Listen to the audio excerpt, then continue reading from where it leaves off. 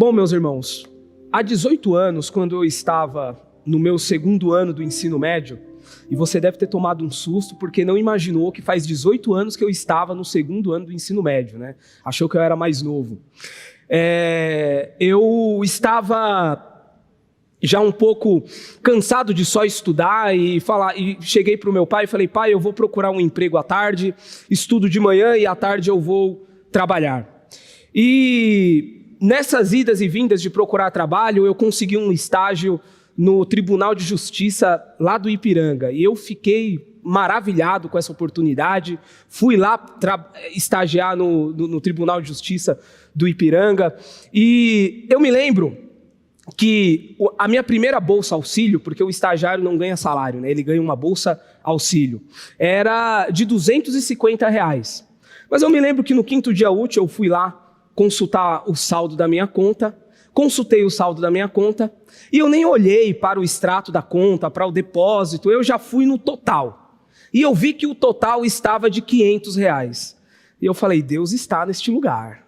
Alguma coisa aconteceu aqui de importante, e muito obrigado, Senhor. O Senhor viu que 250 não é necessário, é muito pouco para o que eu fiz. Os auxiliares técnicos judiciários, os escreventes, eles judiavam dos estagiários, né? Aliás, qual é o estagiário na vida que não é judiado, né? Mas eu sei que eu saquei aqueles R$500, fiquei feliz pra caramba, comprei tênis novo, comprei skate. Quando eu fui jogar futebol, os meninos comiam um salgadinho na época. Eu falei: hoje não tem salgadinho não, cara, hoje vai ter esfirra. E quem vai pagar a esfirra sou eu. Mas eu fiz uma festa com aqueles R$500. E eu me lembro que durante a semana, não demorou uns 2, 3 dias, começou a aparecer alguns e-mails do banco de que eu estava devendo ninguém mais, ninguém menos do que o meu limite do LIS. Eu olhei para aquilo e falei: o que é limite do LIS? Um garoto de 16 anos que só queria ser feliz, andar de skate, jogar futebol. O que é limite do LIS? E aí, sem falar, depois de muito tempo eu fui conversar com o meu pai, e o meu pai falou: cara, você pegou um negócio lá no banco que não é teu, cara. Você mexeu num dinheiro que não é seu. Os R$250 é seu. Agora, os R$250 de LIS, o banco te deu como um crédito. Você não pode sair gastando disso. Daqui a pouco vocês vão entender o porquê que eu estou contando essa história e como ela vai ser importante para a gente entender o tema de hoje, que é fé e esperança sobrenatural. Como você sabe, já foi falado aqui, nós estamos no mês da Reforma Protestante. E no mês da a Reforma Protestante, ela é uma data muito importante para a nossa igreja, porque a nossa igreja é uma igreja batista de corte reformado. E desde 2020, nós estamos navegando no livro de Romanos, por um motivo muito simples, porque o livro de Romanos, ele tem uma mensagem central, que é a justificação pela fé. E a justificação pela fé, ela foi a flecha que atravessou o coração de Lutero nesse processo da reforma. Esse mês nós estamos refletindo sobre os capítulos 4 e 5. Então, se você não assistiu, você que está nos visitando aqui, ou então está acompanhando essa transmissão, e não teve a oportunidade de assistir os capítulos 1 a 3, você está convidadíssimo aí para maratonar essa série. Bom, desde o primeiro domingo desse mês até hoje, embora a carta seja aos Romanos, embora a autoria seja de Paulo, nós estamos falando de um personagem que é muito caro, muito, muito caro aos judeus, que é a história de Abraão. Abraão, para qualquer judeu que segue a religião judaica, é tido como nosso pai. Quando você conversa com qualquer judeu ou com alguém naquela época, principalmente em que Paulo escrevia, as pessoas se referiam a Abraão como nosso pai. Então, aqui no capítulo 4, nós temos uma parada do apóstolo Paulo para contar a história de Abraão, para que essa história, de alguma forma, contribua para aquilo que ele disse nos capítulos 1 a 3. Desde o capítulo 1 até o capítulo 3, o apóstolo Paulo, ele está falando da nossa condição miserável, de condenação do pecado, mas ele também trouxe a solução representada na justiça e na fé em Jesus Cristo. E nesse movimento, ele chega no capítulo 4 e ele vai ilustrar tudo o que ele disse no capítulo 3. Sabe aquele momento que o Isaac, ele traz alguma ilustração sobre a Antonella ou sobre a Benta? É a mesma coisa que o apóstolo Paulo está fazendo aqui. O apóstolo Paulo, ele está trazendo a história de Abraão para ilustrar aquilo que ele disse no capítulo 3, nos capítulos 1 a 3. No primeiro domingo, o Isaac ele trouxe uma mensagem muito importante sobre a religião das obras e a religião da fé. Nessa mensagem a gente percebeu o quanto nós precisamos correr para o Abraão maior, para o adorador maior, e não cair na tentação da religião das obras, porque a religião das obras ela é ilusória. A religião das obras nos promete uma justificação que não será por meio das obras, mas sim por meio da fé. Na semana passada, o pastor Jeff nos trouxe uma mensagem muito preciosa sobre o contraste que existe entre a religião da lei e a religião da fé. Nesse momento, naquela ocasião, a gente percebeu o quanto a Bíblia, ela não é apenas um manual de instruções. Que a nossa justificação ela não veio apenas por conta de um cumprimento de um código. Pelo contrário, ela também veio pela fé. E hoje nós vamos perceber que esses versículos que nós lemos, do versículo 17 até o verso 25, nós temos uma ampliação de tudo que já foi dito aqui. Mas é interessante porque nos versos 17 até o verso 25, nós temos uma ilustração da fé de Abraão. Mas até chegar a essa ilustração da fé de Abraão, o apóstolo Paulo, ele traz 3 argumentos importantíssimos sobre a justificação pela fé. O primeiro argumento que o apóstolo Paulo ele vai trazer é de que Abraão não foi justificado pelas obras. Deus não chegou para Abraão e falou: olha, Abraão, esforce-se, trabalhe, faça muita hora extra, trabalhe de sábado e domingo, vire um workaholic e você, no final, vai ser pai de grandes nações. Até porque se Abraão ouvisse isso de Deus, a relação aqui não seria entre Deus e um seu súdito, e sim entre um patrão e empregado. E o bom salário que Abraão receberia seria o ser pai de grandes nações. Então, a justificação de Abraão não foi por meio das obras. Em segundo lugar, o apóstolo Paulo também traz uma argumentação muito interessante sobre que a fé de Abraão, a justificação de Abraão não ocorreu por meio da circuncisão. Porque Deus não chegou para Abraão e falou: olha, execute este rito e eu vou fazer de você pai de grandes nações. Até porque se Abraão ouvisse isso de Deus, ele começaria a adorar a Deus com um fim. E o fim seria ser pai de grandes nações. Ele não adoraria a Deus como resultado de. E isso há uma grande diferença. E a terceira argumentação de Abraão, sobre Abraão, que Paulo traz, é de que Abraão não foi justificado por meio da lei. Porque Deus não chegou para Abraão e falou: Abraão, cumpra este código, obedeça a essa lei. E depois que você obedecer essa lei, eu vou fazer de você um pai de grandes nações. Se Deus assim o fizesse, a obediência de Abraão seria uma obediência interesseira, seria uma barganha, uma espécie de barganha. E por que eu estou trazendo toda essa argumentação de Paulo a respeito da justificação de Abraão? Porque esse brado que existe na justificação pelas obras, na justificação pela lei e na justificação pelo rito, é um brado que eu e você somos tentados em todos os momentos a ouvir e praticar nas nossas vidas. Em todos os momentos nós somos tentados a construir uma espiritualidade, uma religiosidade por meio do trabalho que a gente realiza, por meio da adoração que a gente entrega ao Senhor e por meio das leis que a gente gosta de obedecer. No momento que a gente começa a balizar a nossa espiritualidade, o nosso relacionamento com Deus, por meio das coisas que a gente faz, por meio da esperança das nossas obras, por meio da esperança da nossa adoração e por meio também da esperança das leis que a gente obedece, a gente já não existe um relacionamento com Deus. Existe um relacionamento com aquilo que a gente fez de Deus. E esse brado a gente não pode ouvir. Esse era um brado que o apóstolo Paulo estava diminuindo para a igreja de Roma, e era um brado também que o próprio Lutero tentou diminuir nos tempos de vida dele. Porque em todos os momentos, meus irmãos, nós vivemos numa cultura que gosta de se autopromover. E como é que a gente se autopromove na nossa cultura? A partir do trabalho que a gente realiza, a partir dos nossos afetos, da adoração que a gente presta, e também a partir das leis que a gente obedece. Nós temos inúmeras tradições no Brasil que ficam arrogando para si uma virtude de santidade simplesmente porque faz isso e não faz aquilo, ou deixa de fazer aquilo e cumpre aquilo. Mas essa não é uma espiritualidade de alguém que foi justificado pela fé. Dado esse argumento, o apóstolo Paulo começa, a partir do verso 17, a mostrar qual é a natureza real de alguém que foi justificado pela fé. Ele começa a demonstrar a natureza da fé e da esperança de Abraão. E ele começa dizendo uma coisa muito interessante. E aí, eu quero abrir um parênteses aqui. Quando a gente fala de fé no Brasil, é muito interessante falar de fé no Brasil porque nós somos seres supersticiosos por natureza.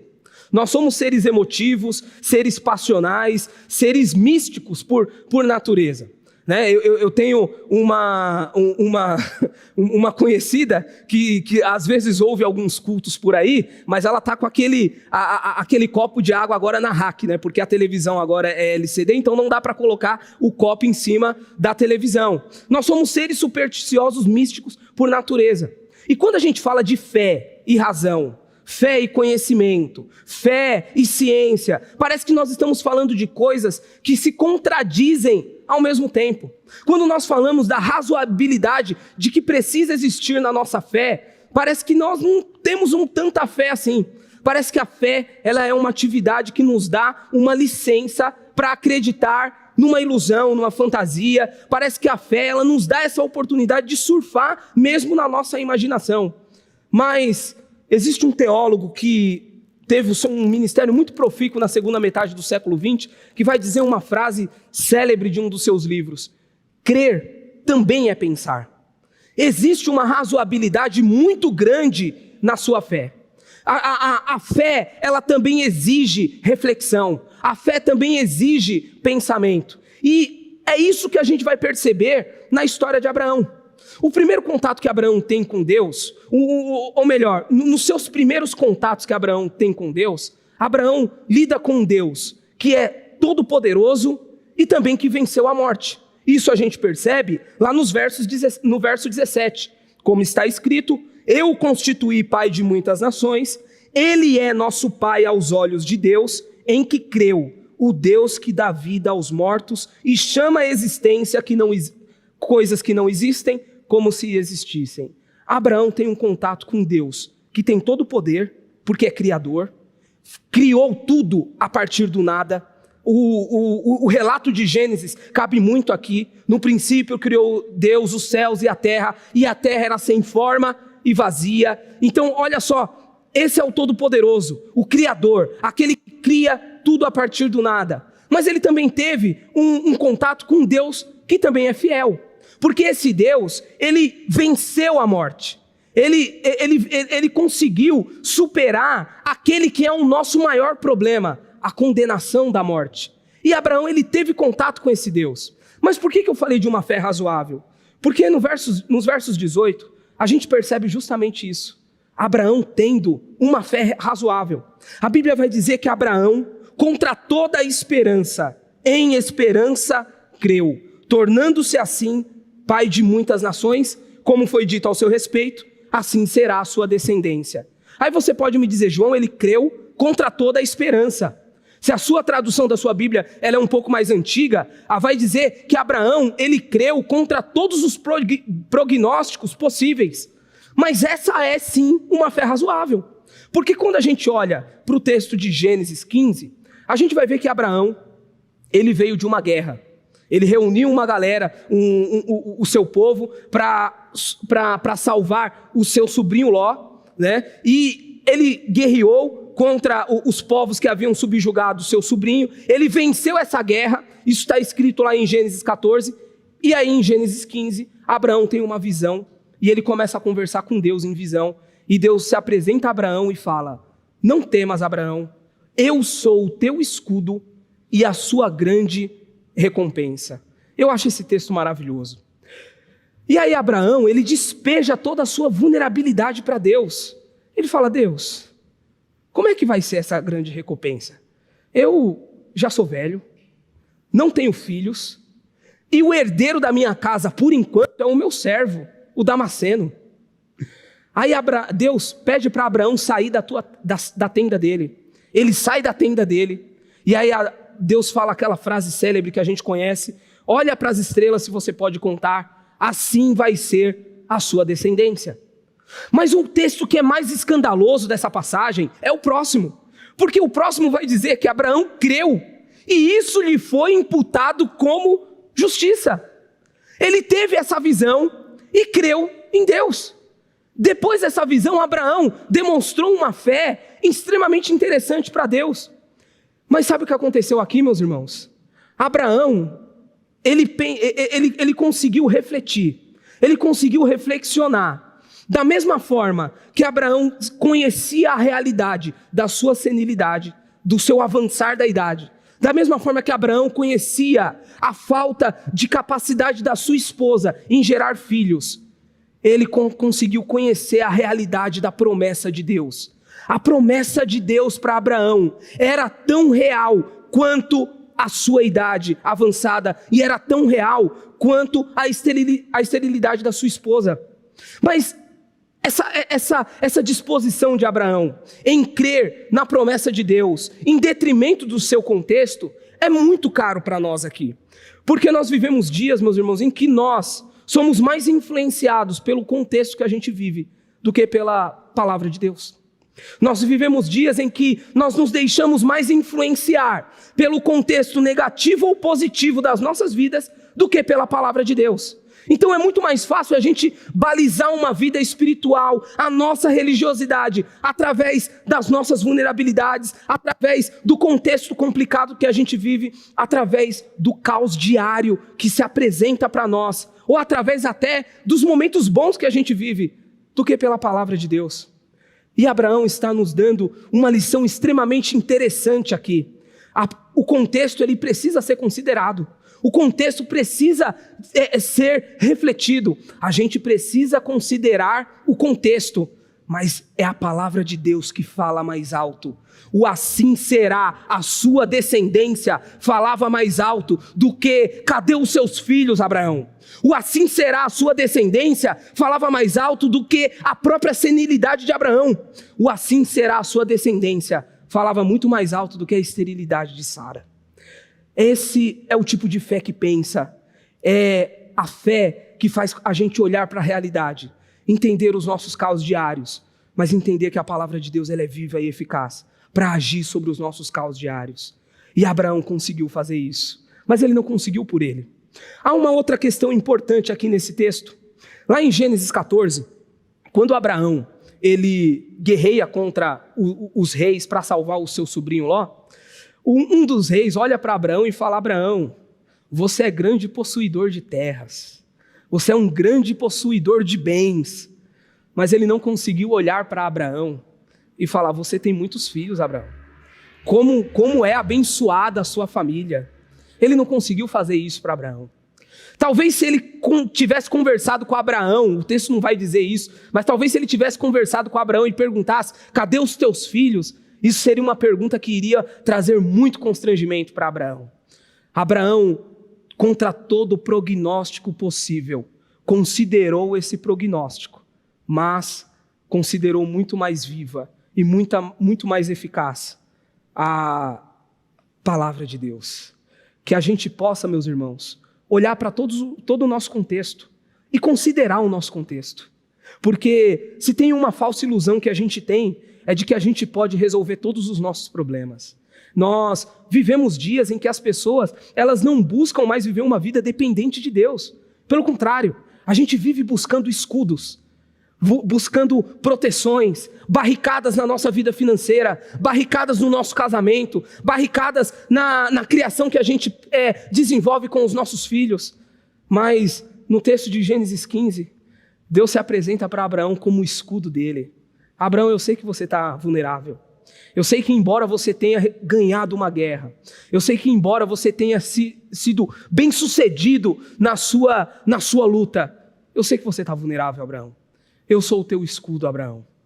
Mas a dimensão da fé de Abraão não é apenas uma dimensão de uma fé que pensa. Existe uma coisa muito interessante também, e está lá no verso 19. Olha o que o verso 19 vai dizer. Sem se enfraquecer na fé, reconheceu que o seu corpo já estava sem vitalidade, pois já contava cerca de 100 anos de idade, e também o ventre de Sara já estava sem vitalidade. Mesmo assim, não duvidou, nem foi incrédulo em relação à promessa de Deus, mas foi fortalecido em sua fé. Só até aqui, meus irmãos. A fé de Abraão não era somente uma fé que pensa.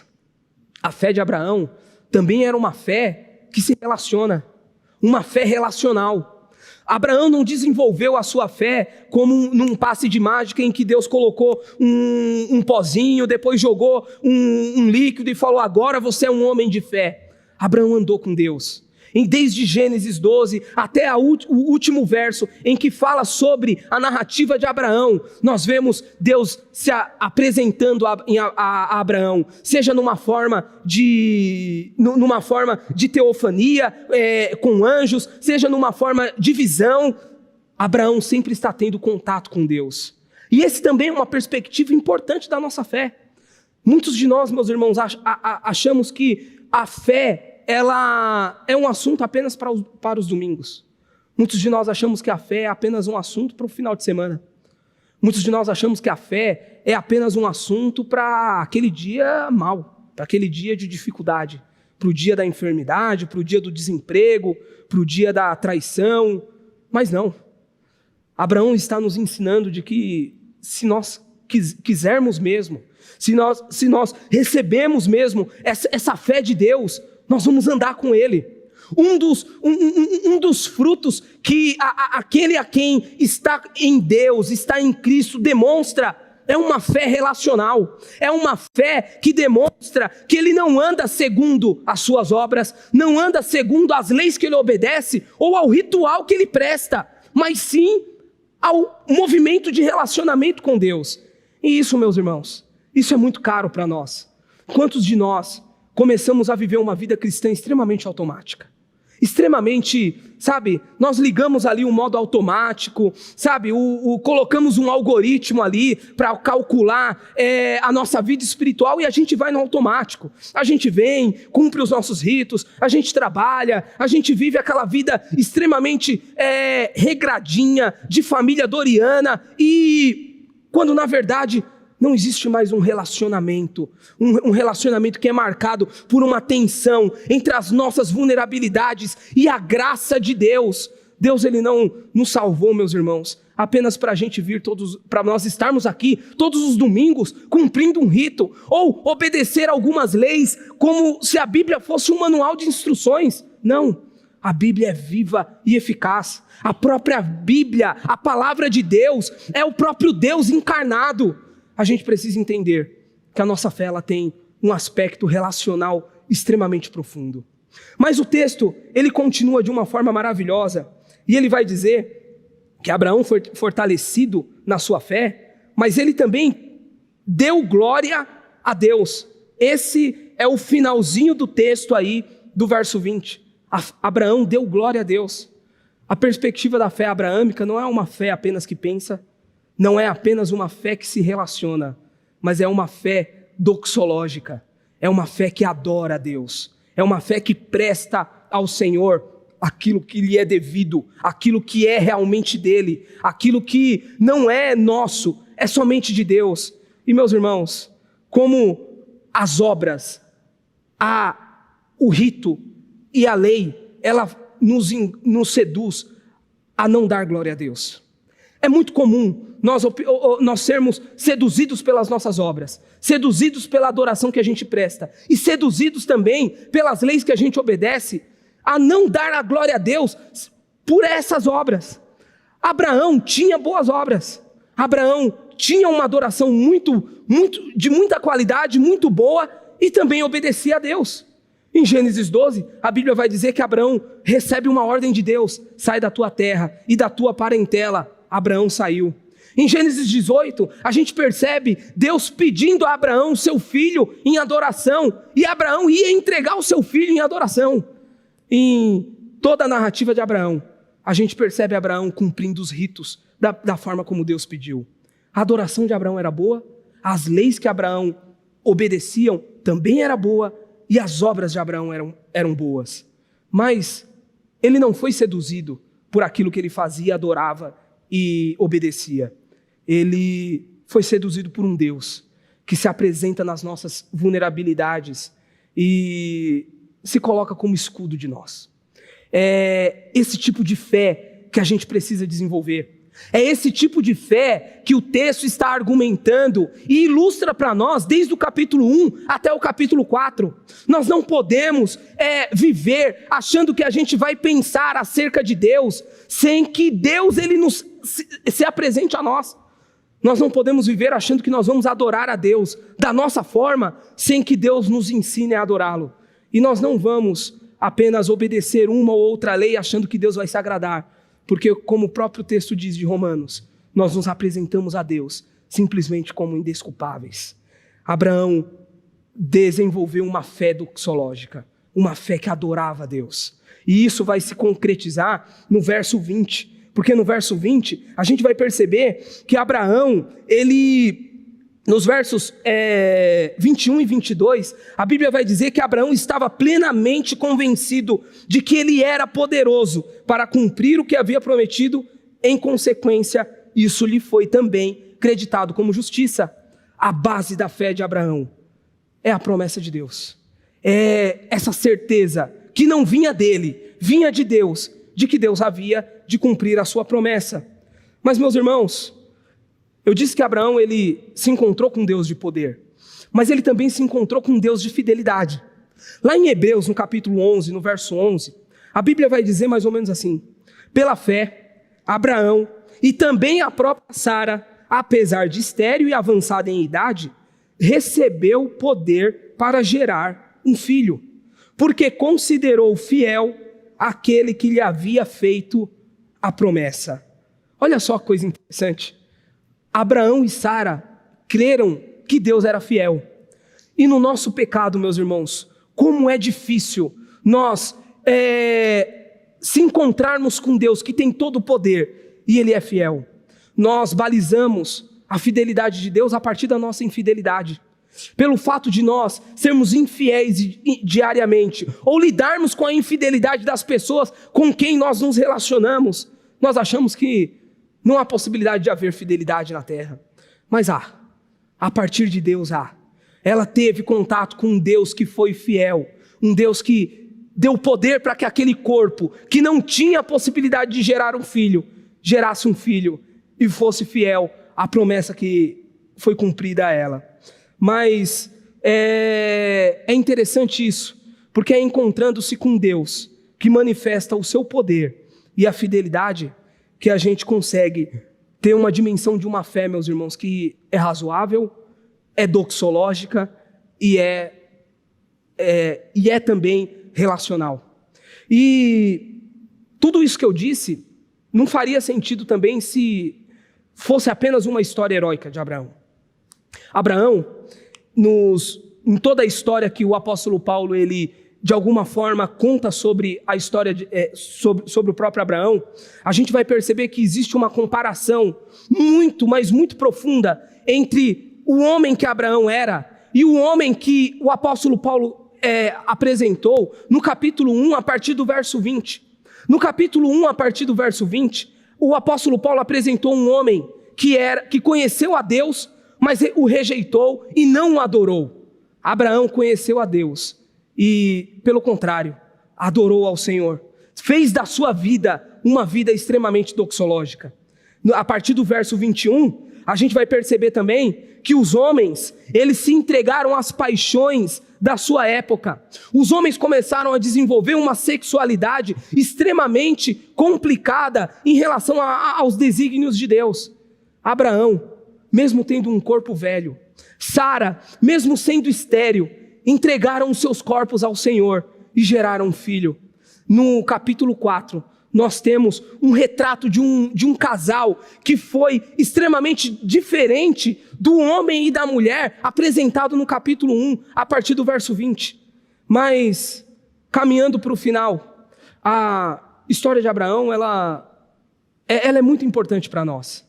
Mas Abraão, ele apenas começou uma obra maravilhosa que desagou em Jesus.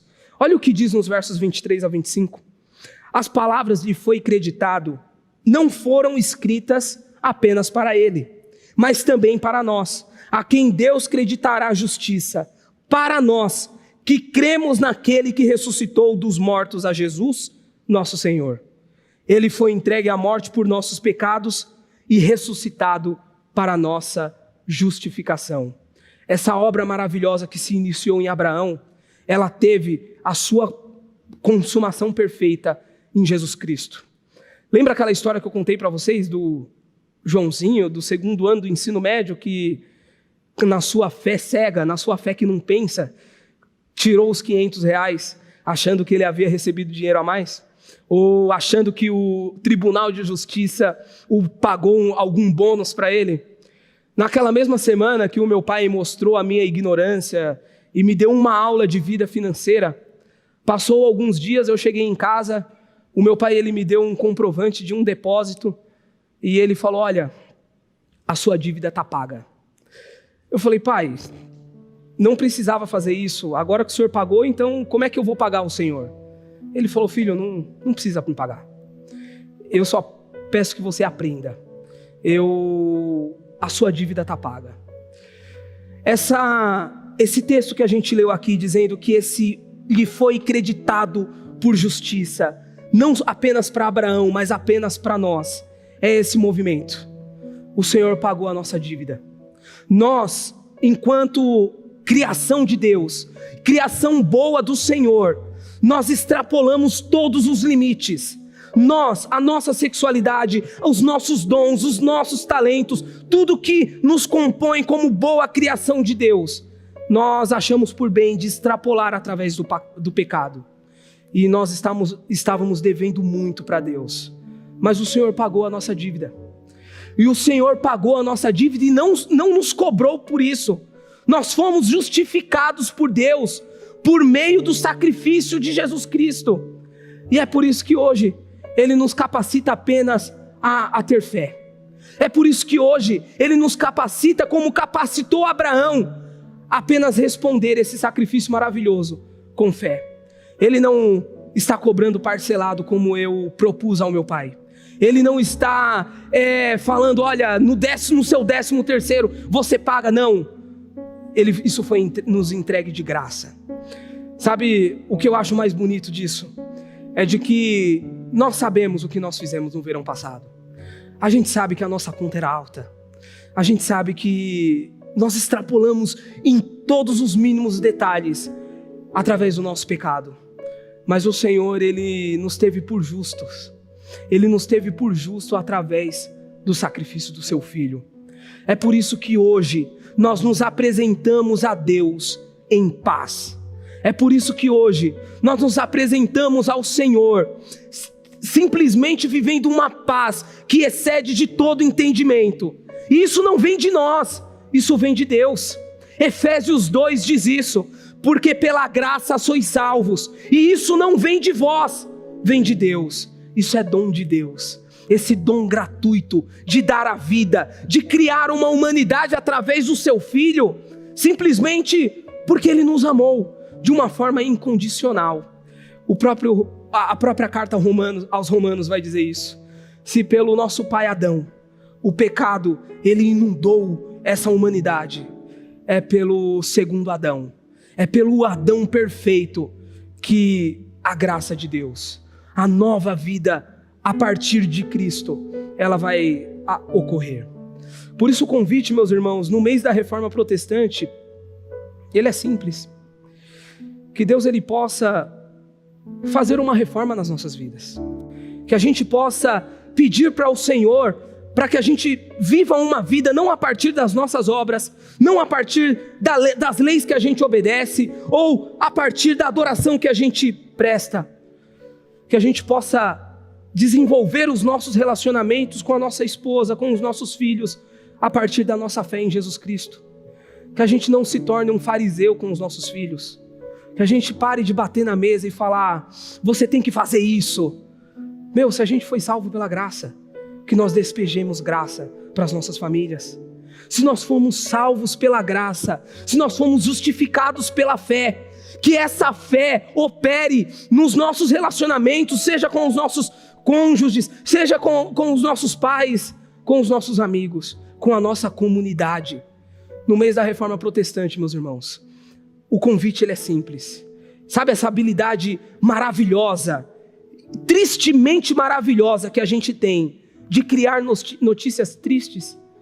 E, de alguma forma, a gente baliza a nossa espiritualidade a partir dessas notícias tristes, por conta do nosso pecado, por conta da nossa infantilidade de balizar uma vida a partir daquilo que a gente faz, daquilo que a gente adora e daquilo que a gente obedece. Que a gente possa acreditar, que a gente possa se apegar na notícia maravilhosa que é o Evangelho. Somente o Evangelho pode dar jeito no caos que vive as nossas famílias. Somente o Evangelho de Deus pode dar jeito para a debilidade que existe nos nossos relacionamentos. Somente o Evangelho pode curar as feridas que existem no nosso coração. Somente o Evangelho do Senhor, ele pode trazer paz a essa inimizade que existe entre Deus e nós nas nossas atitudes. Por isso que os 5 solas não seja apenas um sistema de ideias fundamentado numa filosofia cristã maravilhosa. Não. Mas que os 5 solas seja visceral na sua família, seja visceral na sua vida, que você possa realmente entender que é somente a fé, somente a graça, somente Cristo, somente a glória a Deus, que somente o nosso Senhor precisa ser o Senhor das nossas vidas. Para fechar, John Stott ele vai dizer uma coisa muito interessante sobre esses versículos.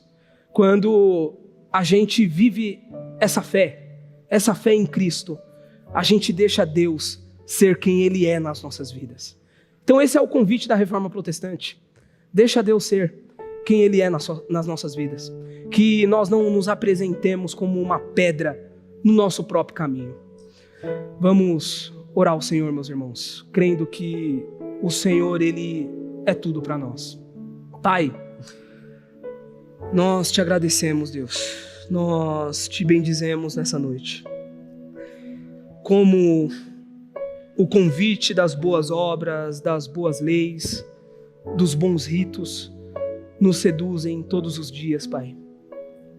Como a gente baliza o nosso relacionamento com o nosso cônjuge, com os nossos filhos, com os nossos amigos, através daquilo que a gente faz, daquilo que a gente entrega como adoração e daquilo também que a gente obedece. Ah, Pai, isso cansa, Pai. Isso cansa. Que a Tua boa mão, que a Tua misericórdia possa nos envolver nessa noite. Que a nossa esperança não esteja naquilo que a gente faz, Pai, mas naquilo que o Teu Filho é para nós. Que a gente entenda, Deus amado, que a esperança sobrenatural, ela é o Teu Filho, ela é uma pessoa perfeita, e não nós, e não aquilo que a gente faz. Que a gente entenda, Deus amado, que o brado da Reforma Protestante é sobre aquilo que o Senhor faz nas nossas vidas. É sobre como nós nos apresentamos diante do Senhor, vulneráveis, precisando do Senhor, necessitando de Ti, cansados de adorarmos a nós mesmos, cansados e sobrecarregados de carregarmos tantas bandeiras mentirosas a partir daquilo que a gente faz, Pai. Ah, Deus, nos cura de nós mesmos hoje, Pai. Que a Tua graça, que o Teu poder possa se manifestar nas nossas vidas e que a gente entenda, Deus, que é somente o Senhor que nos capacita a crer no Senhor, a considerar uma fé que pensa, uma fé que adora e uma fé que se relaciona. Pai, que amanhã, depois de amanhã e todos os dias da nossa vida, nós possamos de fato desejar andar com o Senhor. Deus, nos ajuda a sair das letras frias de um sistema de ideias e nos ajuda a se relacionar simplesmente com o Senhor. Nós rogamos ao Senhor, porque cremos que o Teu Filho, Ele morreu a nossa morte, viveu uma vida que nós estamos longe de viver, simplesmente para que nós tivéssemos paz contigo, simplesmente para que todo o nosso andar, todo o nosso falar, tudo que a gente faz, possa ser uma adoração perfeita ao Senhor. Pai, que haja graça nas palavras que a gente vai dizer daqui para frente, que haja graça nos abraços que a gente vai entregar às pessoas, que haja graça na nossa escuta, Pai, que haja graça no olhar do ser humano, Deus, e toda a sua complexidade. Que haja graça, Deus, que nós possamos viver esse modus operandi do Senhor, de um Deus que derrama graça. Assim nós oramos, Deus, e assim nós te agradecemos, em nome de Jesus. Deus abençoe.